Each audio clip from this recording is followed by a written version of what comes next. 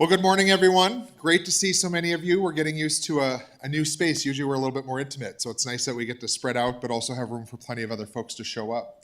I'm Josh Boucher. I have the privilege of serving as a state senator for District 44, which is Main Avenue all the way up to 28th Avenue, and then near NDSU, basically all the way to the river. One of the great things about using this space is that this is also being publicly streamed right now online for the public to engage in, and also for you to go watch later. So that's one of the advantages of using the space in partnership with the city. I want to point out we have our former state senator, Meryl Pepcorn, back here. So thanks for being with us, Meryl. And City Commissioner Denise Kolpak, thanks for being here. And School Board Member Katie Christensen-Menier. Thanks. So we might volley some questions to you all as well. So feel free to step in if there's something we miss and anything like that. But before we get going with the next steps, we have a tradition, and Carla's going to kick us off with a photo of everyone in the background. And then we have microphones, because again, this is being streamed for people to be able to hear. Once we get to the Q&A session, someone will bring a microphone to you so that you can ask your question or make your statement or whatever it is that you want to do. So Carla, you got your camera? All right. So. All right. Everyone smile. Okay, one more, just in case any of you in the back blinked. All right, good job, everyone. Thanks. All right, the podium's yours, Carla. All right. Well, you guys, thank you for coming to the recap of the 2025 legislative session. So what we're going to do is just each of us will share just a few thoughts and comments from what we came away with from the last legislative session. We'll do some kind of highlights and lowlights and missed opportunities. And then after we each share our sections of comments, we want to take your questions and just, keep it conversational. So what I thought I would do is start off with kind of an overall big picture with some wins and some losses. And I really want to highlight K through 12 specifically. If you don't have it, we do have a handout in the back. So if you missed it, there is some on the platform in the back. You can grab that. So basically, I'll hit on some of the highlights and points from that document. So first of all, I want to highlight the wins that we came out of. A lot of times during a legislative session, we tend to focus on the negative things and the things that didn't happen, or things that did happen that you wished hadn't happened. And a lot of times, the good things that happen during the legislative session are quite under the radar. They don't grab the headlines, and they don't make the news, and we don't always hear about it here in Fargo, especially because a lot of times a lot of the news is a big focus in Bismarck, where the Capitol is. So I do want to highlight that a lot of really good things did happen during the legislative session. The very top thing that I think every legislator will probably mention is property tax relief and reform. And I'm not going to go into detail about that because Austin will share all the details about that. A second major highlight from our perspective, from District 44's perspective, and it is a statewide win as well, is significant help related to affordable housing and services for people who are experiencing homelessness. And Josh was a huge champion of that, both going into the legislative session and during the legislative session, to make sure that we got a lot of wins related to that. And he'll go into details about what that actually was. A third major highlight was significant investments in Cass County. Those are also detailed on your handout, and Josh will go into some of the details related to that as well. But Cass County definitely walked away with a lot of significant investments in terms of different services and different entities. So those are some things that they'll go into more detail about, but I'll go into a few more details about some other things that I think are important to not just people here in our community, but statewide as well. One of the things that we get asked a lot about is behavioral health. Behavioral health has been a critical need across North Dakota for years. We have studied this issue extensively and identified what the critical needs are. And over the years, we have been making investments across the spectrum of services for behavioral health, from preventative to care within our communities, care for our youth, and then the most intense levels of care in different kinds of institutions. So as we've made those investments across the spectrum of services, unfortunately, the need for behavioral health has also increased proportionally. So while we are making those investments, the need has increased just as much. And so I was happy that with this year's legislative session in the Department of Health and Human Services budget, we did make some significant investments related to behavioral health, specifically with substance use disorder vouchers, and we have some existing programs that got some additional investments called Free Through Recovery and Community Connect. So we made some additional investments there. We also invested in more inpatient beds, both in the northeast corner of the state and the western part of the state. And then we're also making a huge investment in a new state hospital. And so we want to make sure that we're still investing across the spectrum of care, both in the community as well as the most intense needs, for people who are needing, long-term care in an institution. So improvements to behavioral health care was definitely something I was glad to see happen. Related to other types of health care, there was two things that I was really happy to see. One was the passage of a bill capping the price of insulin. That was just very important for people who have, especially type 1 diabetes, who need insulin in order to just actually live. And so that was very good to see. So that applies to people who are public employees who have our public health insurance plan, as well as some large group private health insurance plans. It doesn't apply to all private healthcare insurance plans because some are regulated by the federal government, and so we can't say, what happens to those plans, but it does extend that benefit to some private healthcare plans, so that was great to see. Another big improvement that we made was in terms of prior authorization processes. So prior authorization, you might be familiar with, is when your doctor says you need some kind of treatment or prescription drug, but the insurance company has to get involved and kind of give its okay.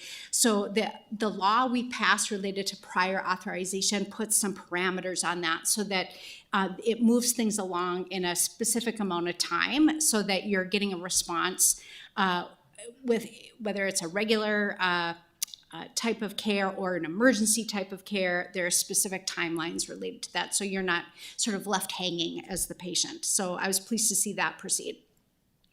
Another area that I would add as a highlight is criminal justice reform. So this is an area that I've worked on for years, and what this package of bills does that passed is make sure that people, when they leave incarceration and come back into their community, that there's more services and support for them, so that they make sure that they have a state-issued ID, that they have Medicaid when they leave incarceration, so that they're set up for success, that there's more services if they have behavioral health needs. In addition, those are sort of things on the back end when they leave incarceration. We also were very thoughtful about what can we do on the front end. So if someone's getting involved with the justice system, are there some earlier off-ramps rather than going deeper into the criminal justice system right at the beginning? Is there a way for them to get connected with services or things like that earlier in the process so that they're not going deeper into the justice system right away? And so as a collective, we're hoping that these policies not only improve people's lives because they get them on track better and faster, but it also will save taxpayer dollars because it is expensive to have someone in either jail or prison. Also for public employees, we have raises of 3% and 3% over the next couple of years. And also happily no changes to the health insurance plan. That was a concern of some people were concerned that public employees would have to start paying premiums for their health insurance plan. So that didn't change. Another major highlight was what didn't happen during the legislative session, and that I put that in the category of all these culture war proposals. As you know, there was a lot of different proposals affecting our libraries, affecting marriage equality, conversion therapy. There was a bill proposing to hang the 10 Commandments in all of our K through 12 schools and university classrooms. There was a bill that would have banned abortion and IVF, among others. There were several others. And I would say nearly all of the culture war bills failed. And so that was good, that we said no to these unnecessary bills that were really just a distraction to the issues that really were important to North Dakotans, which are, property tax reform and, more of the kitchen table issues. So those are definitely some highlights from the session. Some lowlights would be one culture war bill did pass. That was a harmful bill targeting transgender people, transgender K through 12 students specifically, and it restricts the use of certain bathrooms in our K through 12 schools. It restricts staff use of students' preferred pronouns, and it imposed harsher penalties. This bill was really a follow-up to a bill that was passed 2 years ago, and some of the colleagues in the legislature that we have wanted to kind of put some teeth in that bill. So we felt that bill was unnecessary and harmful to certain students, so we would put that in the low light category. Another topic that we felt was, again, unnecessary and harmful to our community was a ban on approval voting. As you know, the voters of Fargo had an initiated measure to create a system of voting called approval voting here for Fargo city elections, and this new statewide law bans both approval voting and ranked choice voting. So it overturns the will of the voters here in Fargo, and that was unfortunate in our view. So K through 12 is a huge priority, not only for our community, but statewide. And I would say the results for K through 12 was really a mixed result.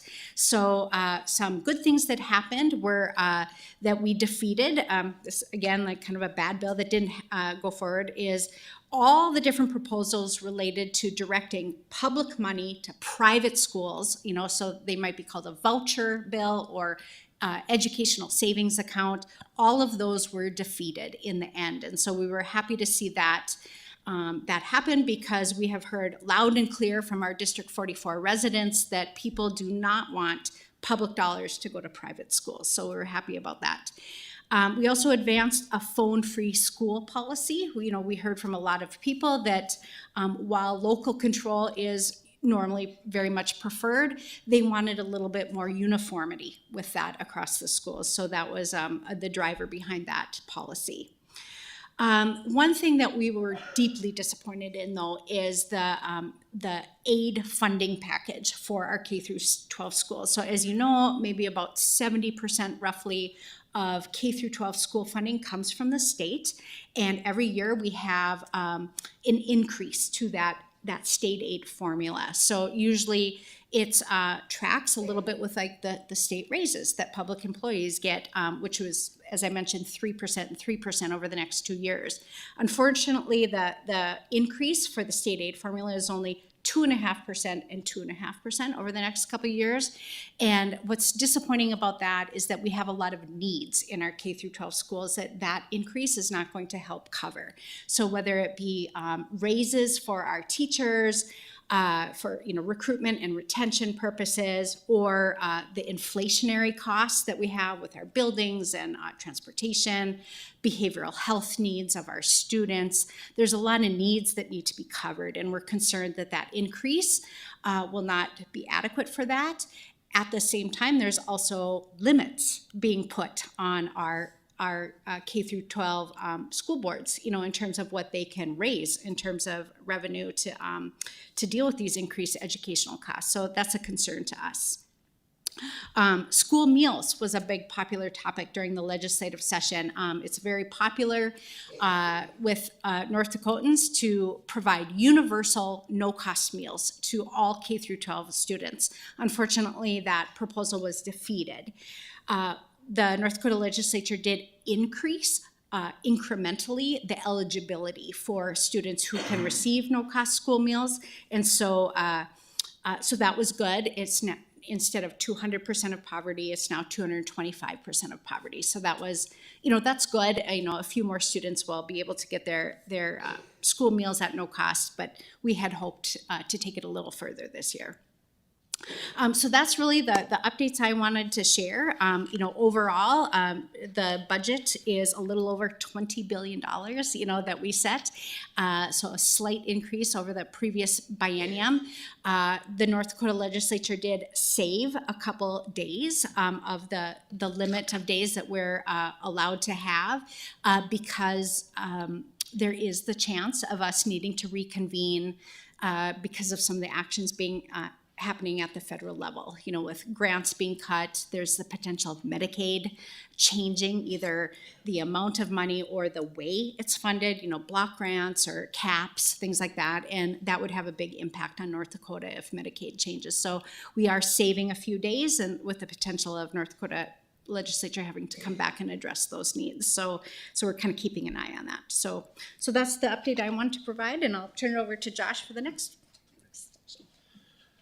Thanks, Carla. And I don't think Carla said, but Carla serves on the House Appropriations Committee. And that's, I think, just an important note to make because as much as we loved her on the Judiciary Committee and the work that she was doing specifically on criminal justice reform, she's now taken that into her appropriations hat and still able to do policy and appropriations. But because of her work there, being able to some of the wins that we talked about for Cass County on top of just continuing to hold appropriators accountable on the priorities of North Dakota versus some of the pet projects that individual legislators have. So I know she bared the brunt of a lot of that, being one of the voices of reason on that committee, but also because of that, good things happen. So thank you, Carla, for all your work there. For those that don't know, I serve as a real estate agent and broker throughout North Dakota and Minnesota, and so housing has kind of been an area that of interest to me, but also recognizing the need within our district specifically. You know, the core of downtown Fargo is in our district. We have a lot of different diverse housing, from $1 million condos to you know, rentals near a college campus to affordable housing with Section 8 vouchers. To a lot of people who own their own home and love our neighborhood. So we know that as we continue the conversation throughout the state around housing affordability and homeless services, Fargo continues to be the epicenter of that. And you know, so there's some good things that happened, and there's some unfortunate things that did not happen. And we'll talk more about how Fargo and Cass County continues to play an important role in all that. So to begin with, the Housing Incentive Fund was allocated $25 million cash. And I say cash because traditionally, so first of all, it's the largest amount of cash that's been allocated to the Housing Incentive Fund since its inception. During the oil boom when it was created, the number was closer to 40 million, but that included a lot of financing or tax credits, excuse me, so it's structured a little bit differently. So the Housing Incentive Fund is used through the North Dakota Housing Finance Agency as a bridge financing tool for developers. And getting that number up was really important. The housing advocates that worked over the last year and a half educating lawmakers on the importance of not just the HIF fund, but also housing is, you know, there's this animosity that happens in communities, directed at communities like Fargo, the larger communities, right? You get all the housing project, you get all the development, you're building these great projects like the Milton Young program, which is 55 plus just over here on the other side of downtown for affordable housing. And part of that is because we have the infrastructure and we have the development groups that are just constantly working. So they have what's called shovel ready. They have a project always in the pipeline that the minute dollars are available can get accessed along with federal tax credits and other funding mechanisms. But a community like Langdon or Enderlin or Rugby struggles because they'll start putting together a project, and if they don't get that round of funding, then it goes back on the bottom shelf, and then things change in the next year, and then they have to kind of gear back up.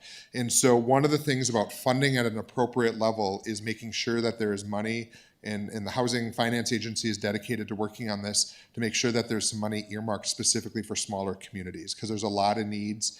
There's a lot of ways we can address affordable housing, especially with now property tax reform and relief. So that's exciting, because there are some exciting projects happening in these communities, especially as they look to bring developers in. But also within that, some other side things that happened is we did some things to beef up, I forget what they're specifically called, but regional councils. So they're the development groups that within specifically more rural communities brings everyone together. They're the ones that are addressing housing and childcare throughout their region, their multi-county area. So we have some grant funding to go to them to help with technical assistance so that, again, they can be in a better position for whether it's state money or federal money or grant money from private foundations, they can go and access that. So we're excited for that. Another change that the Housing Incentive Fund did that we authorized in the 23 session is rehabilitation. So it's not about just building new housing, whether it's single family or multifamily, but how can we help with rehabilitation? Again, specifically within rural communities where there is housing stock, but it might be needing to come in and put a new roof and new windows in, and then now you have affordable housing for someone to buy in or rent from within a community organization. We also continue to remind folks that places like Fargo, North Fargo, we have a lot of rehabilitation opportunities as our neighborhood association has talked about blight and how do we absent landlords and how do we work with the city inspection department to make sure that we have great housing of all stock throughout our neighborhoods. And so we're just excited about that allocation because it's going to go far.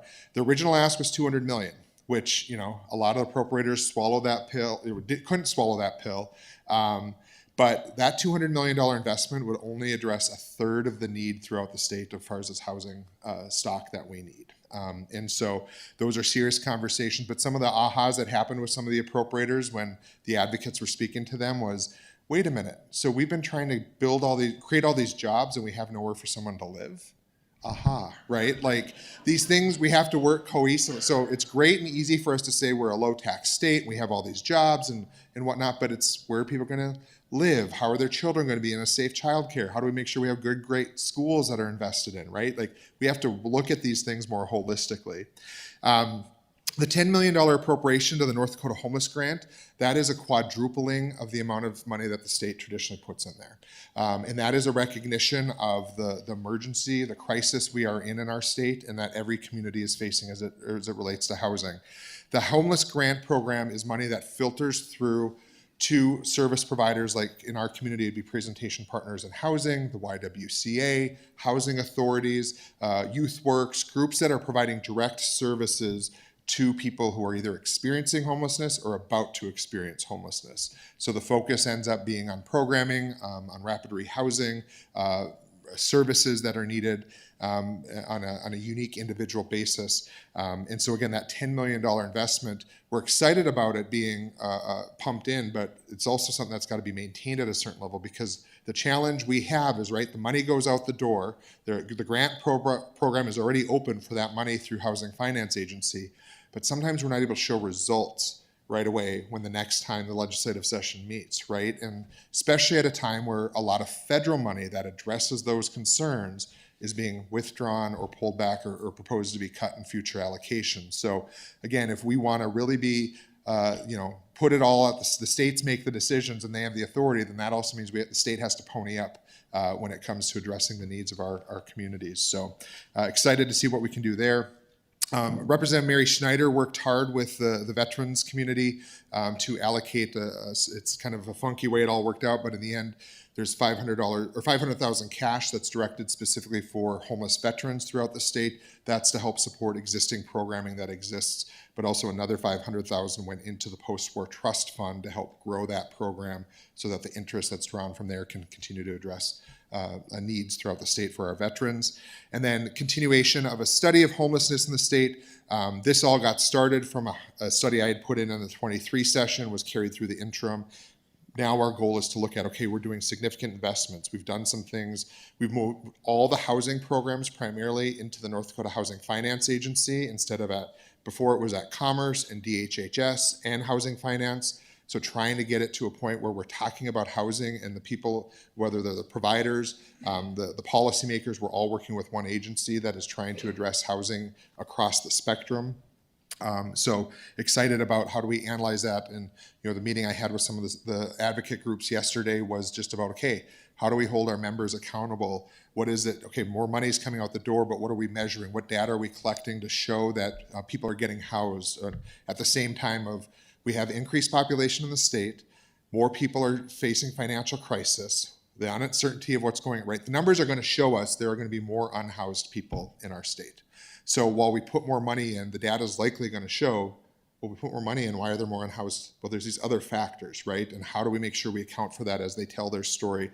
But also they're going to spend a lot of time over the next year and a half building relationships with their local policymakers, because again, generally appropriators have not been engaged with the housing community or the homeless advocates. It's generally been seen as a human services issue and dealt with that committee and looked at as charity, versus how do we look at it as economic development and look at it as how we're investing in our state and lifting everyone up.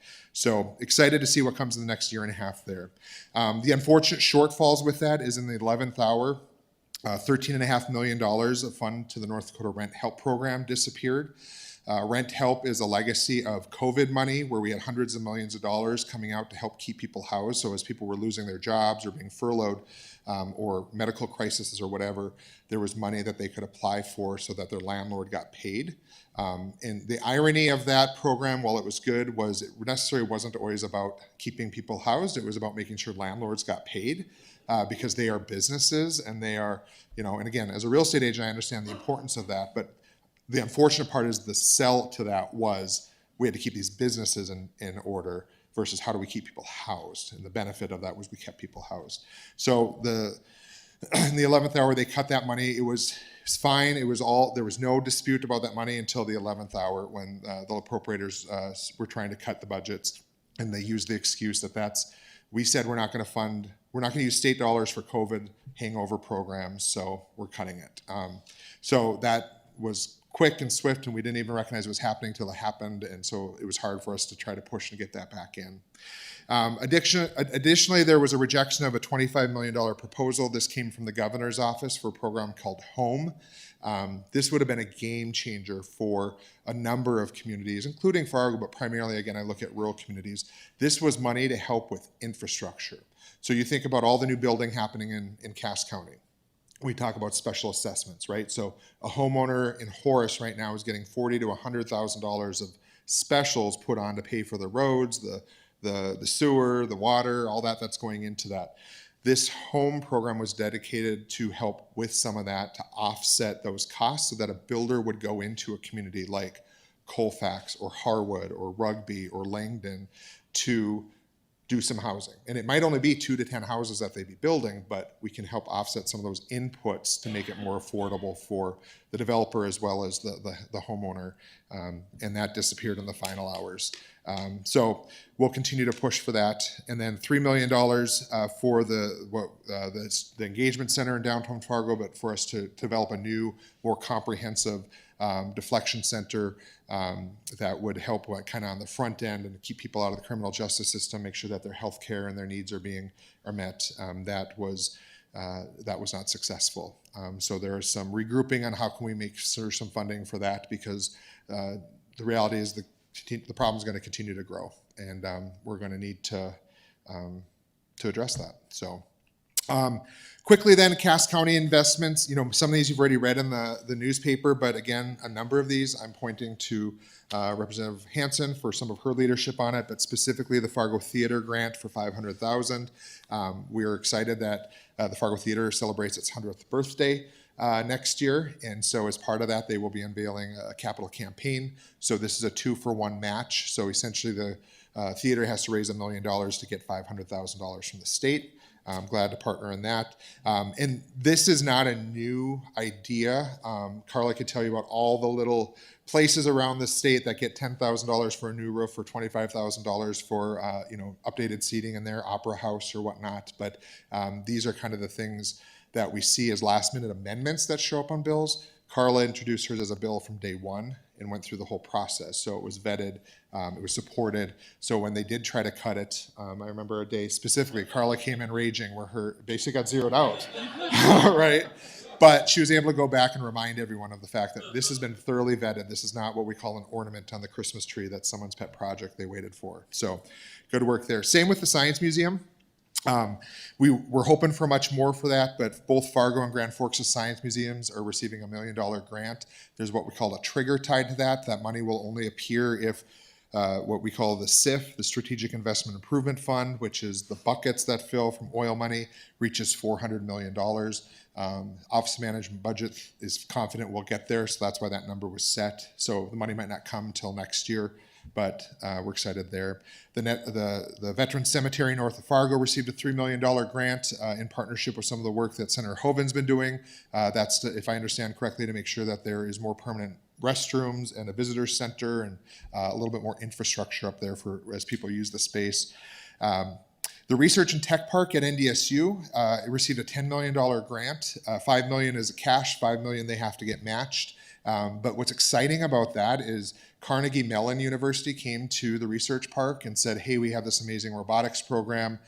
We're at capacity, but we want to partner with other institutions around the state. So they came to NDSU, or to the research park, and so that was the sell that we have this opportunity. So especially when I see the robotics team at Fargo North or at Ben Franklin, these kids are going to have an opportunity potentially in the very near future to be working or partnering with things happening at the research park around robotics and automation up there. So it's a big boost to the research park there. Grand Farm, which is our agriculture, autonomous agriculture, received a $7.5 million grant. We received a $2 million grant for the 4 large cities that have what we call fixed route transit. This was a bill I had introduced. We started at 15 million because that covered 75% of the need, but unfortunately it got whittled down, and we couldn't get anything more than 2 million. Thank you to Commissioner Kolpak for coming out and advocating for that, but that'll help with some paratransit funding here in the city. Great Plains Food Bank, we are so excited. The new distribution center that's being built out in South Fargo, a $5 million grant from the state to help with that facility. I think it's going to be approximately a $30 million facility. One of the things that I learned through that conversation was people, of course, everyone's like, why does Fargo get this? Why does Fargo have the great, and they serve the entire state as well as North Dakota or Minnesota. But what it came down to was the logistics infrastructure of the interstate system, the rail system, all of that, we're at the epicenter of it. So if not Fargo, it's not like Bismarck could, because the supplies and everything is not going to Bismarck, we're getting it to Bismarck from the Great Plains Food Bank. So that facility is going to be phenomenal. If you haven't seen already renderings, it's not only going to be a distribution center, but also a pseudo community center. So teaching of classes for cooking, working with the SNAP programs, community center where events like this could be held in conversation. So they're excited to make that there. And then finally, there was this interesting grant program that a lot of us kind of tongue-in-cheeked about, but it's setting aside $1 million for county fairs to receive up to a $100,000 grant. Our fair, the Cass County Fair, was an advocate of that, so we're excited that they'll have the opportunity to get up to $100,000 for that. So, all right, with that, we'll talk about property taxes with Austin, then we'll take your questions. So, thanks for hanging in there with us.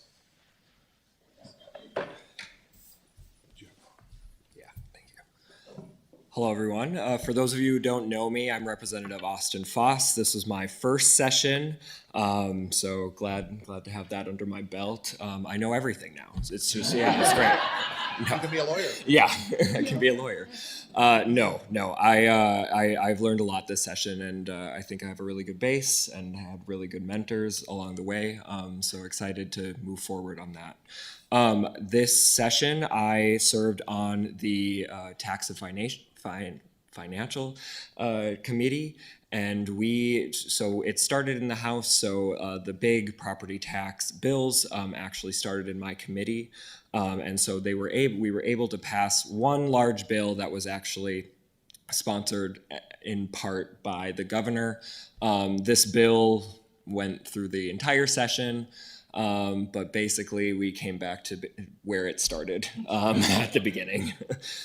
So the biggest items within this, as you can see, so the biggest thing is we are increasing that primary residence tax credit to $1,600.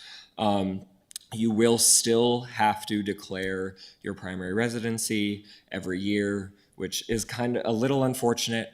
We were hoping that it would just be its own classification and that you would have to just file that once and then you would get that for that entirety. But you will have to declare it every year still. So this will wipe out your taxes if your property taxes are less than $1,600. You don't get the extra, so it's up to that $1,600. But this is also so your tax credit, if you have the homestead tax credit or the disabled veterans tax credit, this will come after that. We don't exactly know if it's $1,600 on top of those credits, or if it's within those credits as well. This is part of the whole process with the property tax bills, which was very frustrating, as a lot of this was done in secrecy. It was basically done by 5 representatives and senators throughout the session. And so even though I was on this committee, there are still parts of this bill that I am still finding out about. So that will be in a subsequent update once we get that information that we'll reach out to Legislative Council at the state for. Also, so this credit doesn't apply to special assessments. So those are separate, not part of your normal property tax bills. It was interesting, there was a bill actually this session brought forward to allow cities the option to do basically a maintenance fee for existing properties instead of doing special assessments. It wouldn't require cities to do that, but it would give them the option to do that. I guess I would personally say it was a missed opportunity. A maintenance fee would spread out your special assessment basically and you would be paying into that every single year instead of a special assessment, which I believe is 3 years. It's an interesting conversation that I'd love to have with many of you to see if going that route is what is preferred. But that did not pass this session. The caps, so the taxing districts are limited to 3% of their annual gross now for property taxes. This can be amended by a vote of that political subdivision or the city for 4 years to increase that. If a city grows by less than 3% in the year, they can use that excess within 5 years to increase property taxes in a subsequent year as well. The renter refund maximum increased to $600. This is only through the homestead tax credit and disabled veterans, so not every renter, it's just if you qualify for those tax credits already. And then I believe that's everything on that. And we have the information or to go online to get more information on that as well. And with that, I think we're good. Yeah, can open it up to questions. So we have Kat and Jesse have microphones, so just throw your hand up if you have something to say or question, and we'll go from there. When are we going to see this on the statements from the county? So it'll start next or this year. This year actually. So this year your credit will be up to $1,600.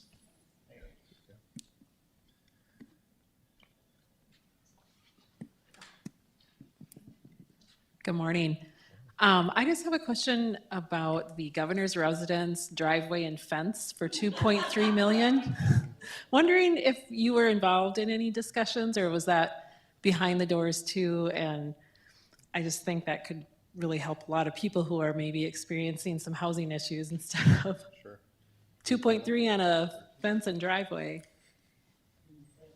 Sure, yeah, so there is a special fund that's dedicated to, we did hear some people say, oh, it would be great if that could go for this need or that need, why that need particularly. So there's a special fund that is dedicated toward capital ground improvements. So it couldn't be used for any other purpose. And the need is, the fence is very close to the house, and this particular family has younger children. The previous administration did not have children in the house, and the fence is very close to his daughter's bedroom. So it would be nice to have a little bit more space, have the fence be further away from the house, so that because there have been people getting a little too close to the house, and there's a young girl in the house, so it is expensive. It's surprisingly expensive, but that's one of the reasons that is needing to be redone, and there is a special fund for it. So, yeah.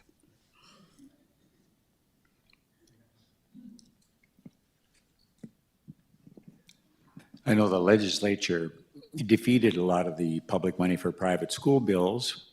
The governor vetoed one and others didn't pass, but what's the story on, there's state money for public charter schools. So could you explain the charter schools and how the state is involved in funding, and how the charter schools fit in with our education system? What are they? No, good question, because that is one that passed. So I serve on the Senate Education Committee, so the bill came through my committee. I did not support the bill, but we certainly talked about it a lot. So a public charter school is different than a private school because it requires a lot of accountability that our private schools do not currently have to follow. And part of that with our non-public schools or our private schools is that they have asked for the state to be hands-off, right? And we've agreed to that and said, okay, as long as you have licensed teachers and you're following health and safety codes, you can do you. And that's why we're not going to pay for students to go there. And so when the conversation specifically on public money going to private schools was around, they wanted payment, when we started saying, well, what about these other requirements? Well, we don't want those required. Well, then that's the choice that's being made, and so forth. The public charter school would have, if one is started, so this authorizes the ability for one to be created in the state. There currently aren't any. I think we were one of the last states to be able to authorize the creation of a charter school, but it would be a public charter school, meaning that they'd have to follow almost all the requirements of a public school system or a public district. Some of the things that were appealing to it is, so the other thing, well, let me back up. The other thing is all our kids that go to Fargo Public Schools, the allocation going into this next session per student is approximately $11,600 from the state. That number gets dropped for Fargo Public because of a number of things in the formula, but we'll just use that number. Someone who goes to a public charter school will only get approximately $8,800 per student. So they will get public money for that school. But it's not the same amount that our school districts get. The reason the charter school idea, I think, is appealing or of interest, and why I went back and forth whether I was going to support it was, for instance, we have some tribal schools on the reservation. They are BIA schools, so they're funded by the federal government, who has not held up much of its commitments to reservation communities, including education. Some of those schools could turn into a public charter school now and get $8,800 of state money to help cover the cost of education in those schools. It's assumed that it'd either be those tribal communities or a community like Fargo or Bismarck that would be the first to start a public charter school. So, we've talked about if we wanted I think of specifically, even though it's part of Fargo Public Schools, is Trollwood. If Trollwood were to go off on its own and be a performing arts specific school on its own, that could be a public charter school that would have a board. They would be accountable to transparency. They'd have to vote on their spending. The city or the state would audit them. The teachers would all be licensed teachers, things like that. So you could do some specialized programs in there if a community wanted to. The third interesting aha about that is you have these rural communities where schools are, they're not able to keep schools open because of enrollment. And so then the school kids, some kids sit on a bus for an hour and a half to get to school and to get home from school. So those communities can maybe organize to have a public charter school where maybe it's only 50 kids and they'd get some form of state payment to help cover that cost. And then the community might have to create the difference there. So I don't know if that completely answers your question, but just trying to explain what I've learned about what a public charter school would look like in North Dakota. So.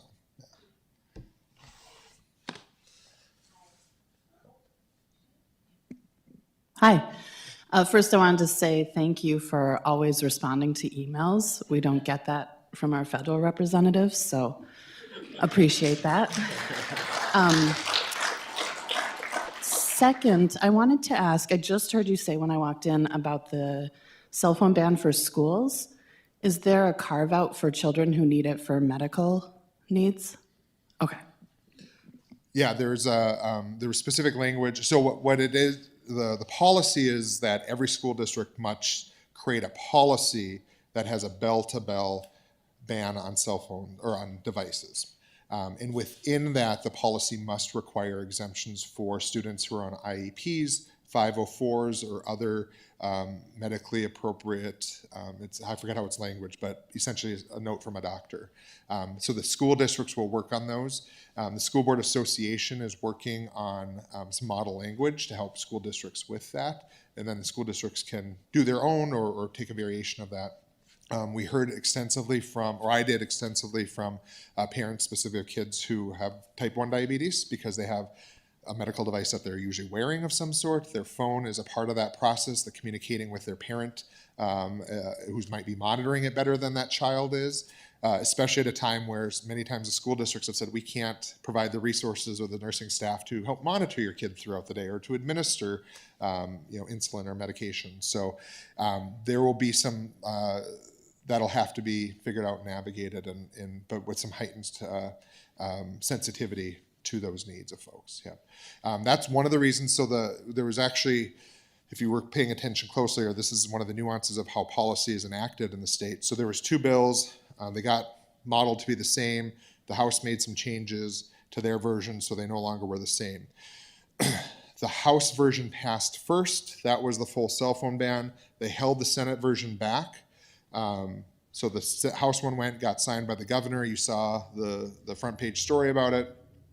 The second one then was saved as the cleanup of that. So it was able to provide some language where that had to be figured out more in consultation with the school boards association specifically, but around the initial language said that the device has to be locked and turned off. The language that finalized was it has to be stowed away. And so does that mean a pocket or a backpack or, but again, the idea is that our school's gonna be responsible for $1,000, $1,500 phones and what happens when that happens. So, the big thing, and you guys have all that have attended these have heard me say before that my lesson learned in my first session is we make black and white laws for a gray world. And so it's easy for us to say we did something, we passed a law, and then it's the implementation that takes the real work, so.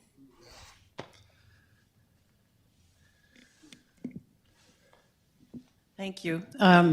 First, I have a comment and two questions. So my comment is thank you for all you've done for every citizen of Fargo, regardless of party, and for all the work you've delivered for the citizens of Fargo. And thank you for the $2 million for paratransit. Senator Boucher, I know you were very instrumental in that. That was extremely important to Fargo, where we started with a $5 million gap. It's a start, right? And then the study, there's going to be an interim study that's part of that bill that's going to be really important for the formula moving forward, so that's very important. Also, thank you for what didn't pass. The library bill comes to mind. That was going to be a big expense to our community and really harmful to the librarians and their work, so thank you.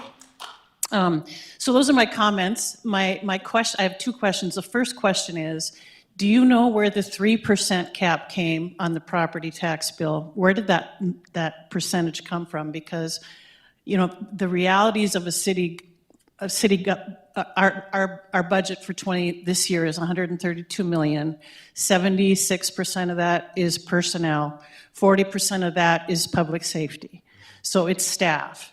And even if we give a COLA now for all employees, we're over the 3% cap. So do you know where that number came from? I believe that number basically just came from the normal rate of inflation from year to year is usually 3%, and I think that's exactly where it came from. I don't think there was a formula. I don't think there was a whole lot of thought behind it. I think it was literally just because, I think it was literally just because it's the normal rate of inflation. And I will say, as a city commissioner, I understand the need for property. We're very supportive of it. But the average rate of inflation for a city is 5 to 6%. So we were asking for maybe a CPI +1. So, I mean, we were supportive of a cap. It was just how we implement the cap, because this is going to be very restrictive and very challenging. And we're a big growing city, so I think about towns like Horace. You know, they're going to really be in a bind moving forward. Okay, thank you. My other question is, given the number of legislators, both senators and representatives in the Fargo, West Fargo area, if we all understood what our priorities were going into a legislative session and worked together on behalf of all citizens, we could get a lot more done for Fargo and West Fargo collectively. So what advice do you have?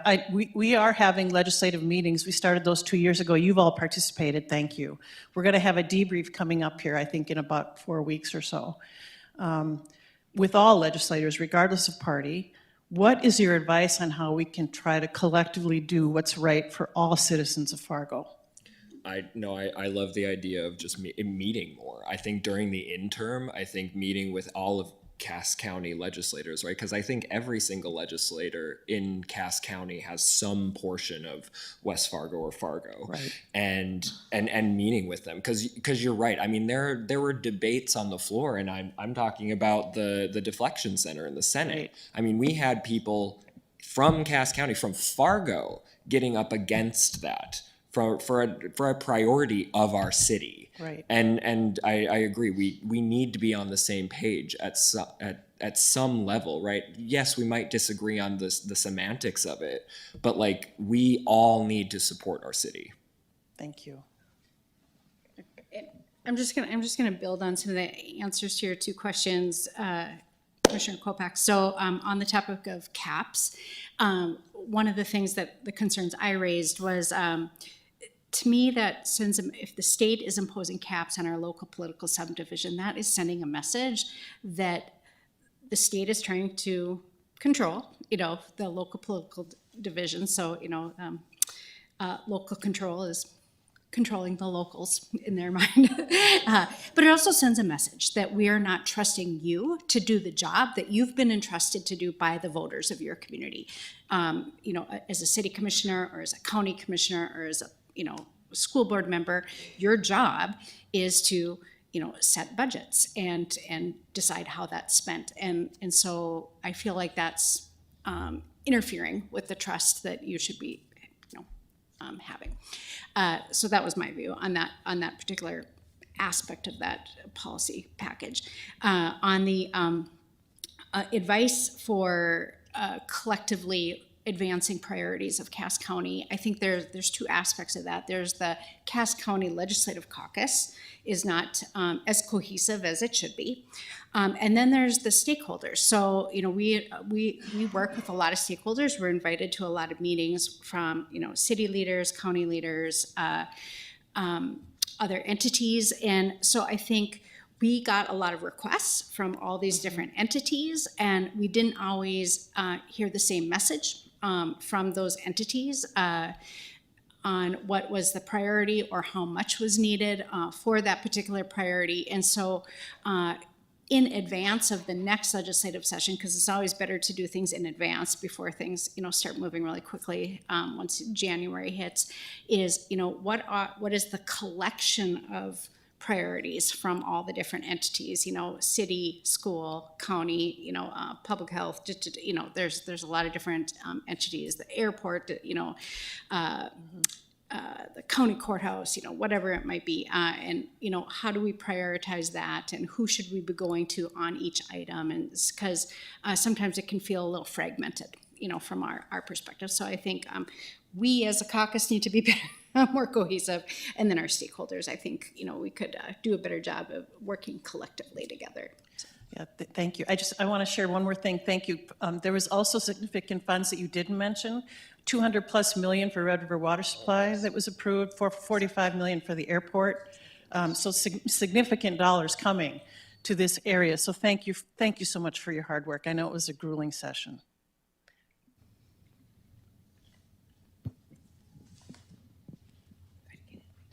I'm going to follow up on Commissioner Kolpak's question of how did you land on certain numbers or things. So how about the 2.5%, the 2.5 and 2.5 for K-12 education? And then also, I'm under the impression now that our mill levy votes only last for 4 years and that we can only hold those elections during a general election, which I will fully admit I'm absolutely terrified about our funding moving forward with these new parameters.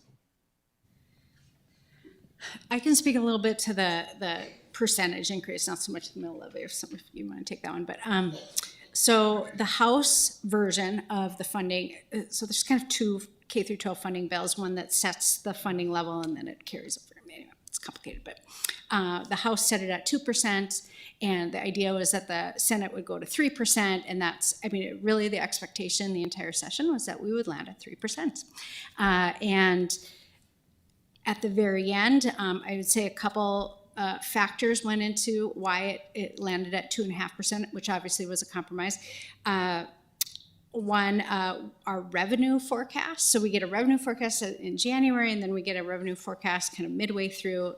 And obviously, even after that second revenue forecast, with all the turmoil related to oil prices and tariffs and things like that at the national level, we're making our economic landscape very uncertain. Uncertain is the word of the year right now. And so people were nervous about, our future revenue going forward.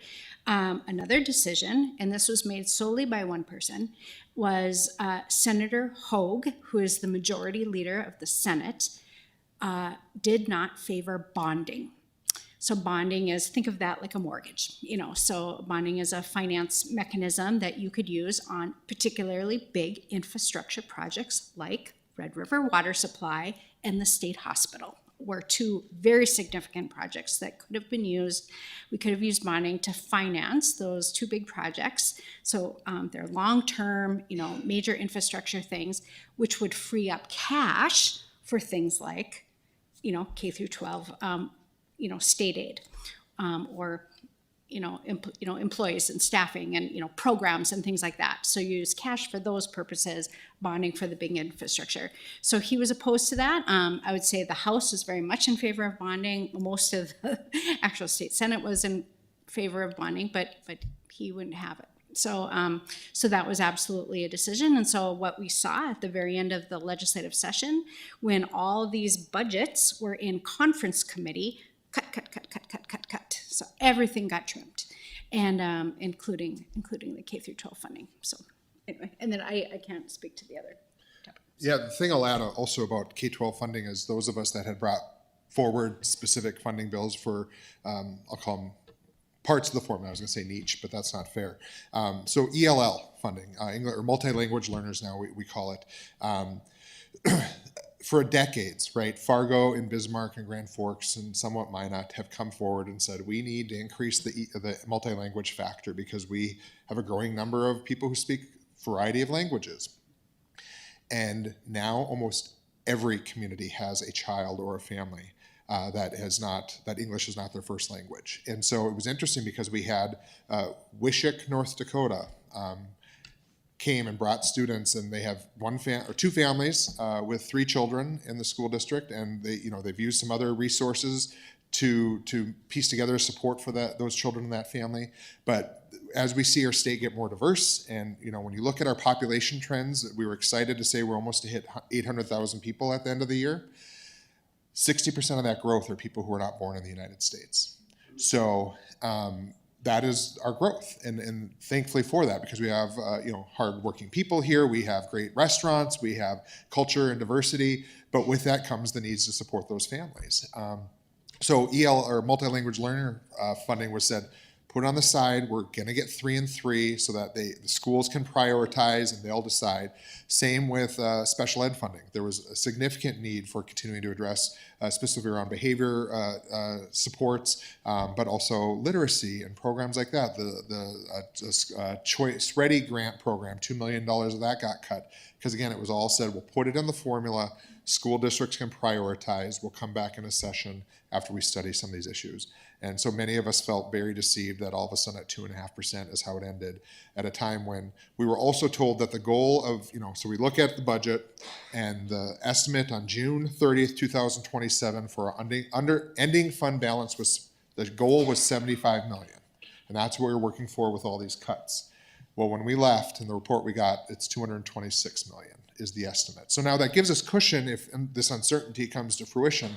But at the same time, many of us made sacrifices or made agreements to pick which child of ours we were going to give up on the priorities. Was it my transit money? Was it my ELL funding? Was it my housing funding? So that we could try to meet these needs. Now, some people may call me naive, but think of how different our budget process would look if by the end of the first half we had our priorities. K-12 funding was prioritized. Housing, some of these basic needs, and then everything came after that. We knew we had $2 billion after we funded those essentials, just like you do for your home of, I'm paying my mortgage, I'm making sure the gas bill's paid, maybe I get to have cable or streaming, those things.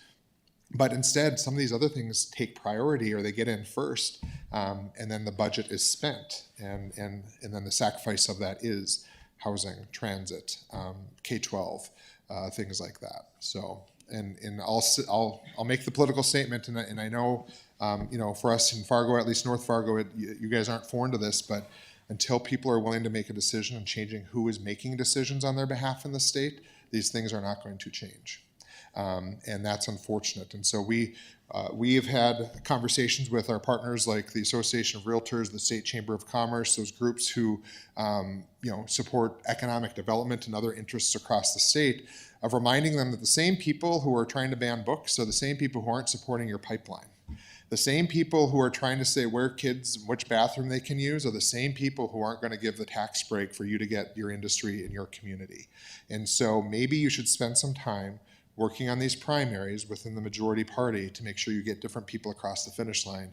How would it look if you invest 2 months of time in that primary race versus spending 4 months pulling your hair out on whether or not the priorities that you have and that you share with our communities are going to get funded or prioritized. And so my hope is, as we talk to our friends and families across the state who might vote for the majority party, that we encourage them to think about which type of person from the Republican Party are they voting for and learn more about who that individual is versus just a letter behind their name. Because there's plenty of good Republicans. These successes that have happened and us being in the Democratic Party, we have been a part of the ruling coalition for decades, even though we're in the super minority. But that number is getting thinner and thinner. When you look at the votes in the House and the Senate on some of these things, it's within 2 to 5 votes. And so you have 2 retirements of reasonable Republicans in either chamber who don't replace themselves with somebody who has experience with local government or the needs of their community. That gets very scary in the next session or two. So. Oh, I wasn't supposed to just preach?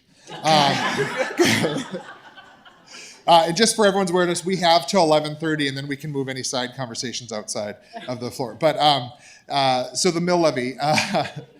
Well, I don't. Well, can you rephrase your question? Yeah, so our mill levy vote. Yeah. The mill levy vote, it used to last for 10 years. Yes. And now it's 4 years. And the mill levy vote, we could also just do like a special election, and now it has to be in the general. So it's like we're very, very limited now. And for school funding, it's a 60% pass required, right? I think if Or is I that a remember different correctly, type of I think the mill is 50, but I think bonding. Okay, so it's bonding. Yeah, like if we did a long range facility plan, I think that's 60, but I think the mill levy, I want to say is 50. Right. appreciate the distinction. Am I, yeah. okay, Austin is shaking his head, yes. Okay, good, good. So I'm going to go with his answer. So yeah, as far as again, I think this comes back to like Carla had said, is it's not trusting locals, right? Not trusting the people who get to make the decision, right? The voters. And you know, we're fortunate. People in Fargo have been very generous because we recognize the needs. It's been painful for some of us when we see our assessments or our property taxes going up.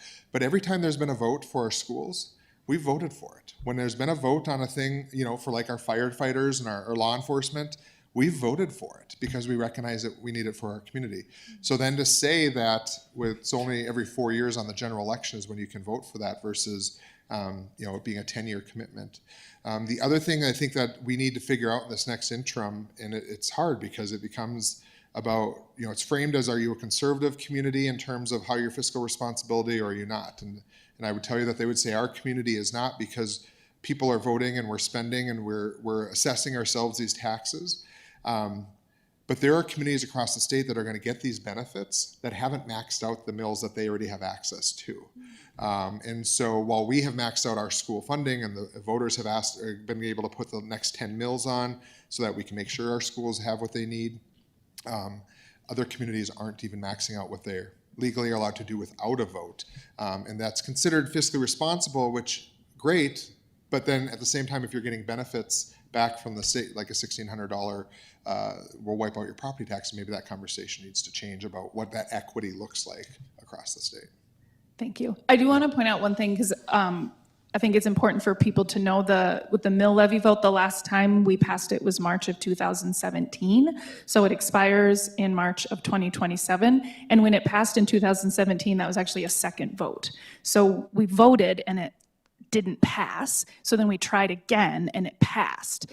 But we could do that vote basically whenever we wanted, because you could do a special election. But now, our only option to do it now is in the general election in 2026. And if that doesn't pass, we can't do it again until the next general election. So we don't have that same, and now we have to do it every 4 years, whereas before we had 10. So you could do the vote at like year 8 or 9, and if you didn't get it, we had that flexibility to be like, okay, we'll try again next year. We can't do that now. So if it passes 1 year and then it doesn't, like our budget is gonna go like this. And so I think it's really quite terrifying. Think of how that impact that could potentially have on our schools. I think the politics, behind these caps and these votes and the mill levy votes. I mean, I went into this session and went into the taxation committee, and quite honestly, legislators were angry at Measure 4 for being even brought forth as eliminating property taxes. I don't think they exactly blamed the correct people. I think a lot of the blame was put on political subdivisions for ballooning their budgets. And that's why I think these caps came forward. I mean, we heard it in former Governor Burgum's outgoing address. I mean, he had an entire section basically blaming the political subdivisions. Kelly to a lesser extent, but they was still there. And the people who were, those 5 people that I was talking about making this property bill, I mean, they were all people that were blaming political subdivisions on Measure 4. So, and I will say, keep a lookout on the next election as well, because we did have representatives stand up and say that this will happen again. And so they will try and eliminate property taxes again, probably in 2 years. So please keep a look on that. Yes, I'd like to address the 80-mile-an-hour speed limit. I'm a senior. I live in a senior community, and I know a lot of seniors, and most of them are more concerned about getting to the bathroom on time than this 80-mile-an-hour speed limit.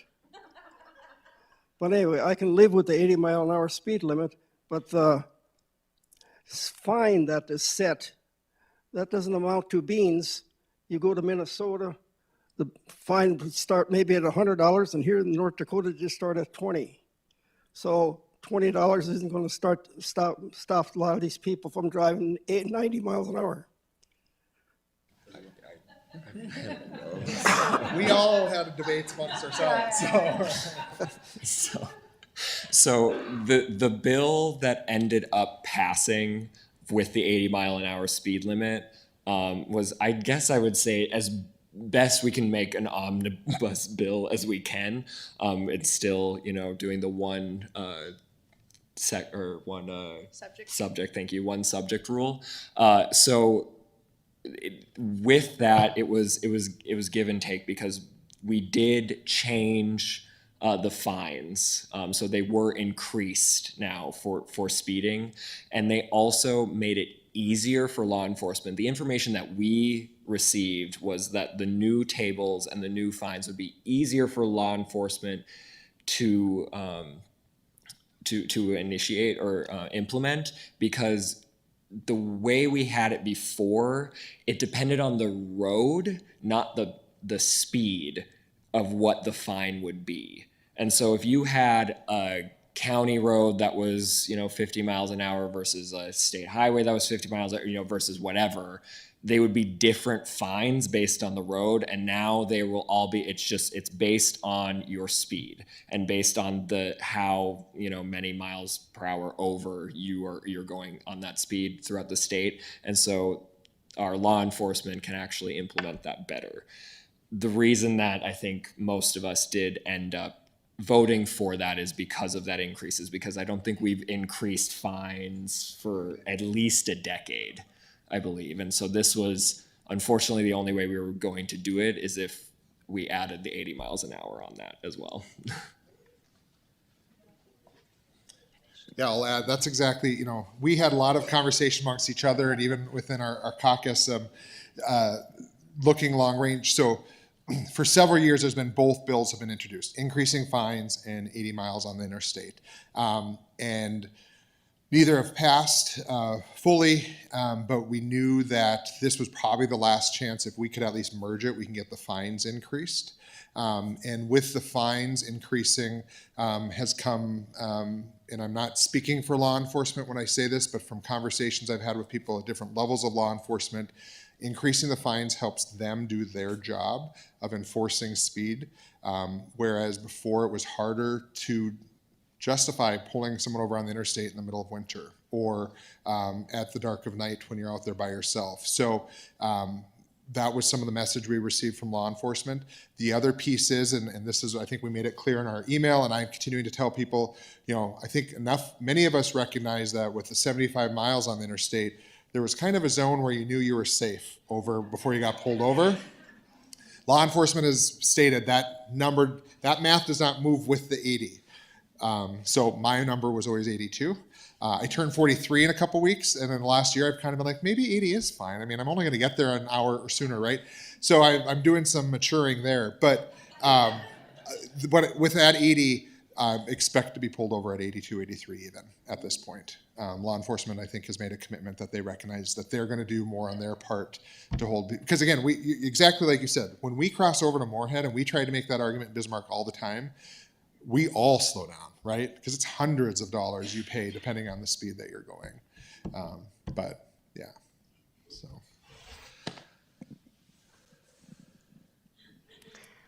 So I'm not from your district, but I had the opportunity and the privilege to watch both of you. Austin, I didn't get to watch you, but Carla, I saw your work in the committee, and Josh, I saw your work surrounding all of the bills that you advocated for, that you helped me with. And I just want to take the opportunity to thank you. It feels like very dark days right now in our country, and you are an example for our whole state. And for those of us who live in districts that don't have representation like you, Carla, your ability to disagree with your colleagues across the aisle in a way that is just professional and kind and intelligent was wonderful to see. And Josh, your ability to engage with people whose policies are incredibly harmful was inspiring. So thank you. Appreciate it.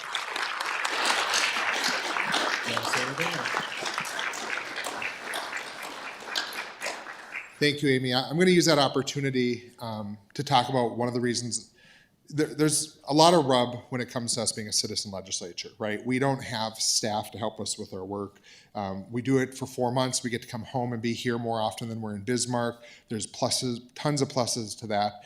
But there's a lot of things within our policymaking process that's frustrating, right? This rush to be done in 80 days, make a decision, bills get introduced.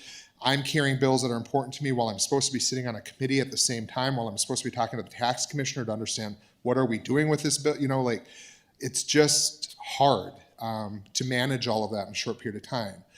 But what I really love about it is our ability to really make an impact. And Amy, I'm going to put you on the spot and tell our story of how we met. So Amy works with an organization in the state that works with homeless youth and youth that are trafficked.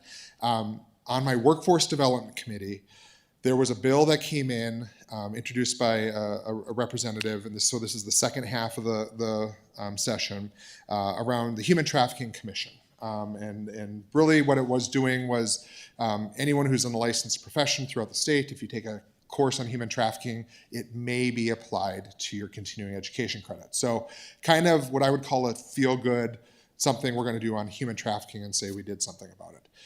But there had also been several other conversations around human trafficking, and there was a contingent of our colleagues who for some reason have this this interest in human trafficking. And as we saw the things come through, it wasn't clearly engaged with people who work in human trafficking. It was an idea that came and it was well-intentioned, but it probably wasn't going to accomplish what they wanted to accomplish or even make an impact the way that we needed to. And as somebody who likes puzzles, I started putting these and they're like, wait a minute, what's all this? My ed committee had this, we have this in there. And so I was able to convince the committee, because Amy and other nonprofit leaders were in the room but didn't speak to the bill.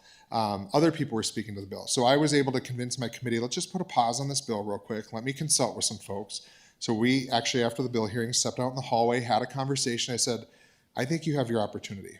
If you could ask for the moon right now around human trafficking, what do you need? And they kind of looked at me and they're like, what are you talking about? You know, and I said, how much money do you want? What do we need to do? We have a bill where we can change things and make an impact. And you know, there's politics around it with the Ray Holmberg stuff that we were able to tap into. There's this interest of the far right who is really concerned about this. There's the general, most of us care about making sure people are safe. And so building into that. So being able to do that in over a 6-week period of time, we were able to not only, you know, there's going to be some curriculum going into K-12 system. That was the original idea of one of the bills. But with that comes almost $700,000 in grant funding through the Attorney General's budget that nonprofit groups can go apply for to help provide the curriculum they're already doing, but the resources to hire people to go into our schools and into our communities to do the work. On top of the bill that we worked specifically on my committee on was beefing up the Human Trafficking Commission, because we have the Human Trafficking Task Force, 2 entities. One is federally funded, and if that money goes away, does it exist? So how do we keep this more intact for our state? And so I'm excited about some of the continued work we get to do on that, but it's just an envision of how you can just have this opportunity to really make an impact if you can dig into it. And I'll go back to my earlier comment about if we can get more serious legislators, people who understand their communities and are working towards solutions, you know, the opportunities are endless in a small state like ours, where you literally know the people who are emailing you from your district. You literally know the people throughout the state who are working on these issues. And so that's what I love about the work.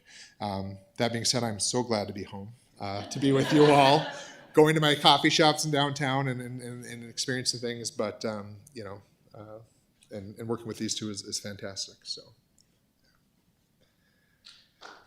Oh. Got a question.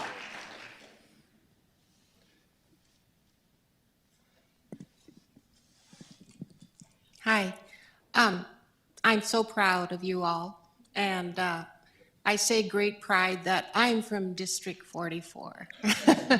But one of the things I am understanding and learning and being able to voice my opinion is on PBS, there's the legislative review. And I didn't find it or take time to watch it, but I did watch a few. And my goal is not just to listen to you wonderful people, but to see how other people think. Sometimes it's scary for me, but depending on my anxiety level and how much ice cream I've had, I do okay. But I did listen or see Austin, and Austin, you represented us so well. I was very proud of you.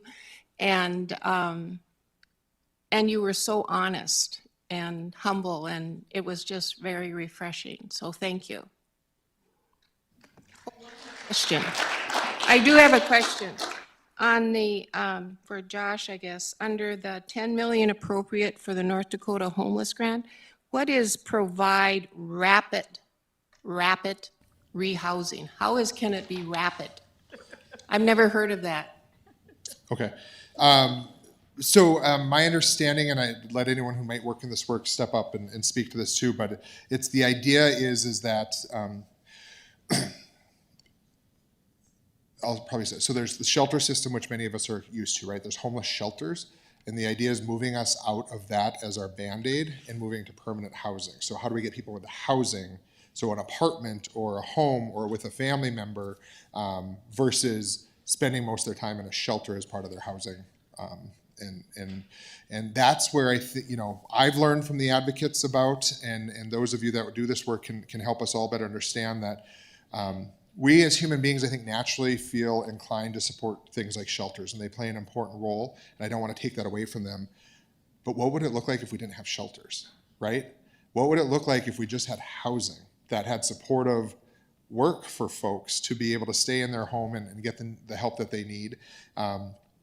We are seeing a dramatic increase in unhoused people who are seniors, and for a variety of reasons, but one of them, and it's sad to say, is that their family doesn't want them with them in their home anymore. So literally dropping them off at a shelter because of the stresses of caregiving and things like that. But our shelters aren't equipped for someone who's aging, who might have certain medical needs, right?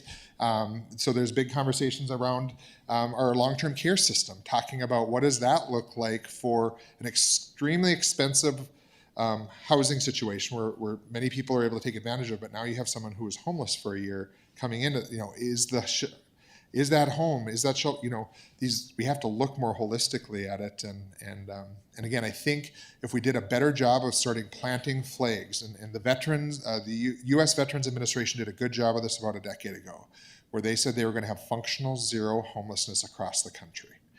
And they met it. And then we've lost it. But North Dakota is one of those states where we had functional zero. Functional zero meaning that anyone who presents themselves that wants housing gets housing. Doesn't mean that everyone that isn't unhoused anymore. But that was the goal they worked towards. They changed their systems. They responded to that. So what would that look like in our state if we said, even if we had to do it as a starting point of people with children, we're going to make sure everyone that's got a child in their home is housed. And it's not just couch surfing with family or staying here for a week and there a week, but they get housing so that they can continue to be a stronger family unit. And, so that's what I'm looking forward to working with the stakeholders on this next year. And then hopefully the governor's office, who's been very engaged and helpful in making sure some of this funding gets there, is to make sure that we start setting a flag. If we are the greatest state in the nation, that's not just about medium household income and energy dollars and things like that. It's zero homelessness. It's literacy. It's making sure that people have access to healthcare regardless of where they live. So what do those milestones look like, and how do we lead around that? I want to just add a couple little shout outs before we wrap up. One is a policy bill that did pass during this legislative session. It was originally brought forward by our former Senator Merrill Pepcorn related to fleeing. So we have a problem with people fleeing from police, and that creates a dangerous situation. There's been a number of proposals on how do you solve that, and Merrill brought forward a proposal 2 years ago. It didn't quite get across the finish line, but it was brought forward again with the support of our chief of police here in the city of Fargo. Credit to Merrill for starting that process. Sometimes, an idea takes a little bit of time.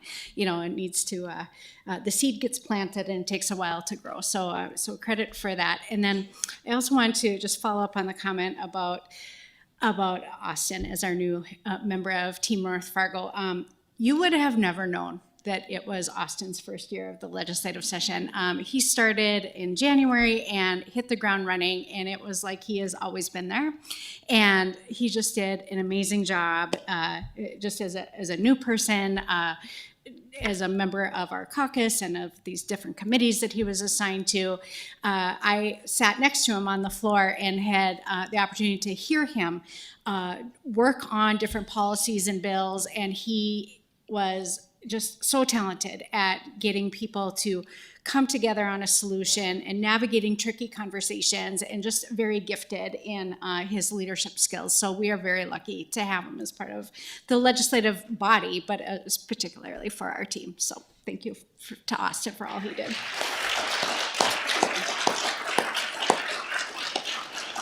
And then, of course, I mean, I did mention it before, but Josh's work on the housing and homelessness topic, I mean, you would not believe the amount of time. I mean, throughout the interim session, because there was a study, as he mentioned, partnering with all the advocates around the state to really advance specific information to specific people so that they would get on board with this really big proposal. I mean, this was a big, audacious goal, and there's a lot of parts to it, and you got a lot across the finish line, and it was very meaningful, not just to our community, but across the state. So, I mean, huge kudos. I mean, we wish it could have been all the things on that list, but what did happen was really meaningful. So we're lucky to have Josh Joseph.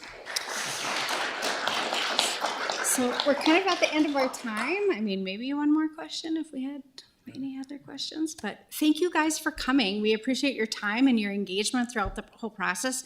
We love hearing from people throughout the legislative session. I mean, we get emails from people and texts and calls, and it's really important to us because it helps kind of validate which way we vote. And so we love that. We love hearing from people on what's important to you. So thank you for all of your engagement throughout the session, and thanks for coming to our different forums throughout the year. So thank you. All right. And I'll just add, you know, we were prepared. Yes, sit down, Danielle. We're not done yet. So,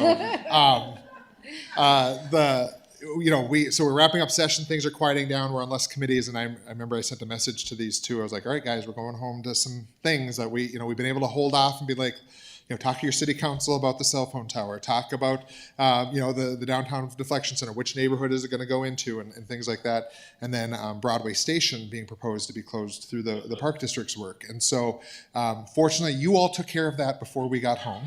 But I think it's important to note that, especially around the conversation around Broadway Station, we'll be reaching out to the Park District to thank them for extending that for another year.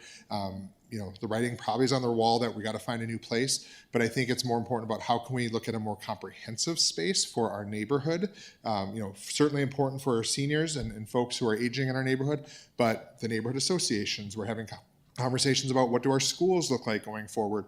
There's a lot going on in our neighborhoods, and so we are excited to work with you all. But I think a lot of times people reach out to us and say, will you do this? And you might hear us come back to you and say, we'll stand with you while you do it, right? Because we have leadership everywhere throughout our community, and we want to build that up and partner with you on that. So thanks for your continued advocacy on the things in our neighborhood, and we look forward to being with you all and seeing you at the market downtown and at the Fargo Theater in the evenings and out and about. So appreciate you all. Otherwise, we'll take some coffee, take some donuts, and we can linger in the hallway for a little bit until closer to noon if anyone wants to stick around with one-on-one questions. So thank you.